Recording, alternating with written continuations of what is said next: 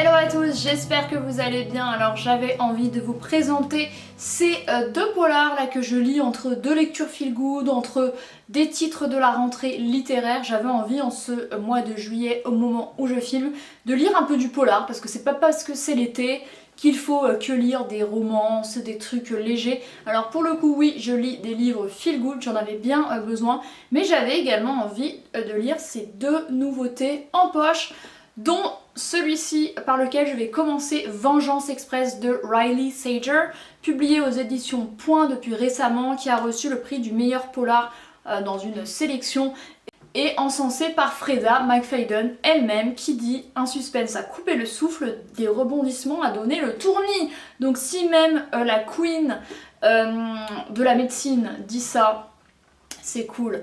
Alors l'année dernière il était sorti en grand format, je me souviens que j'avais voulu l'emprunter et au final je ne l'ai pas lu, j'ai privilégié autre chose. Du coup je me suis dit allez hop, c'est le moment de le lire. Je l'ai acheté juste avant la grosse hype qu'il y a eu autour du tout dernier roman de l'auteur qui s'appelle Celle qui sait, qui a été en rupture au moment où je filme. Et moi je l'ai acheté littéralement avant, donc lui c'est son précédent, mais son tout dernier a une hype de ouf en rupture, etc. Donc alors pour celui-ci, drôle d'anecdote, je vous la raconterai après en vous parlant du résumé, vous allez comprendre. Alors ce roman se déroule en 1954 et il se passe exclusivement dans un train, donc il s'agit d'un huis clos train, un peu comme Bullet Train de Kotaro Isaka ou Le Crime de l'Orient Express de Agatha Christie. Et j'aime beaucoup les huis clos et dans un train je trouve que ça ajoute une ambiance assez particulière.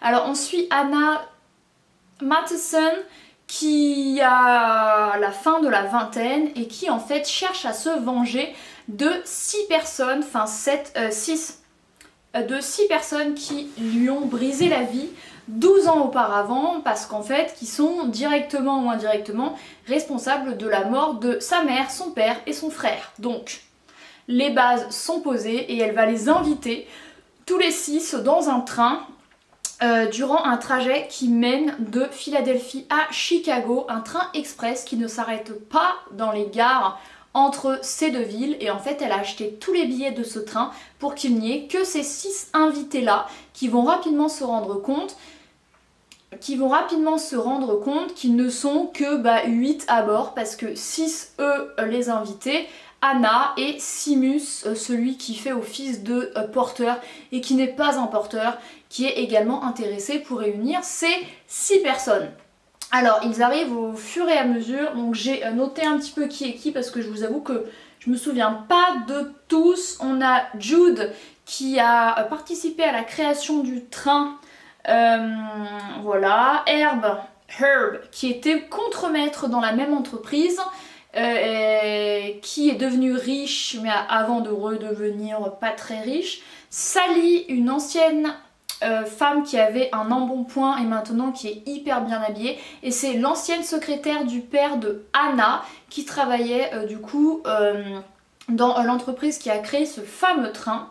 Edith qui était une immigrée allemande qui arrivait durant la guerre, qui a quitté l'Allemagne devenue nazie à regret pour s'installer aux États-Unis, et c'était un petit peu la gouvernante, la nounou de Anna et de son frère. Ensuite on a Jack qui est un lieutenant-colonel qui pense que les regrets sont pour les faibles et qui a pris les mauvaises décisions et qui l'ont mené là où il est aujourd'hui. Et Dante qui est en fait le fils de l'ennemi juré de Anna, avec lequel elle a une relation qui a la trentaine. Il se retrouve après des années et en fait il a intercepté la lettre qui s'adressait à son père qui s'appelle Kenneth Wentworth, et du coup Anna hallucine un peu quand elle voit Dante parce qu'elle pensait voir son père qui est vraiment l'ennemi juré de son père à elle, feu son père à elle. Et en fait Kenneth, après la mort du père d'Anna, a racheté l'entreprise pour très peu cher et s'est enrichi. Donc ils sont tous réunis là, ils ne comprennent pas trop ce qu'il se passe jusqu'à ce que Anna leur explique. Ils réagissent tous un petit peu différemment. Le but d'Anna c'est de les livrer aux autorités parce qu'elle a récolté des preuves de leur culpabilité dans la mort des 3 membres de sa famille. Et donc à la fin de ce voyage dans lequel ils sont prisonniers d'un train durant 12 heures et qui a pour consigne de ne surtout pas s'arrêter, elle les livrera du coup aux autorités. Sauf que les choses ne vont pas se passer comme prévu, ça ne va pas être aussi simple parce que une première personne meurt et c'est pas du tout ce qu'Anna voulait. Donc ils vont tous commencer à s'accuser les uns les autres, un peu comme dans les romans en fait de Agatha Christie, c'est ça que j'aime beaucoup. Et en fait, qu'est-ce qu'il se passe? Qui est responsable? Sachant que une personne va apparaître en plus dans le récit. Il y a des gens qui ne sont pas celles qu'ils prétendent. Enfin bref, c'est assez tiré par les cheveux. J'ai beaucoup aimé parce que c'est hyper prenant. Qu'est-ce que j'ai écrit d'autre sur ce livre-là? Non mais rien, mais que Anna, ouais, elle a été, on lui a bourré le crâne comme quoi il fallait qu'elle se venge, et notamment par sa tante Henrietta qui lui a tout légué, donc du coup grâce à ça elle est assez aisée, mais elle a vraiment cet esprit de vengeance là qui tourne pas du tout comme elle l'aurait voulu, parce que les gens commencent à mourir, et elle voulait vraiment régler les comptes de façon pacifiste, bien qu'en tuer un ou deux, elle ne serait pas contre. Voilà, Vengeance Express. Et du coup mon anecdote c'est que genre 2 jours après j'ai pris le train pour aller à Lyon, on s'est retrouvé dans un vieux train à compartiment et jusqu'à ce que la contrôleuse nous dise d'évacuer cette voiture à compartiment pour aller dans le reste du train parce qu'il y avait un problème de sécurité. Et là je me suis dit c'est quand même un peu drôle comme coïncidence. Voilà. Et ensuite le second c'est celui-ci de Ali Land, Le sang du monstre, que j'ai beaucoup aimé, que j'ai lu en 2 jours je crois, hyper prenant, hyper sombre, un bon polar psychologique comme on les aime. C'est pas un polar où il y a une enquête, mais vraiment psychologique et avec un procès au bout. Alors on va suivre Annie qui a 15 ans, qui a livré sa mère aux autorités des semaines, des mois auparavant, parce que sa mère, elle avait un petit jeu, c'était d'enlever des enfants et de les tuer, donc super ambiance.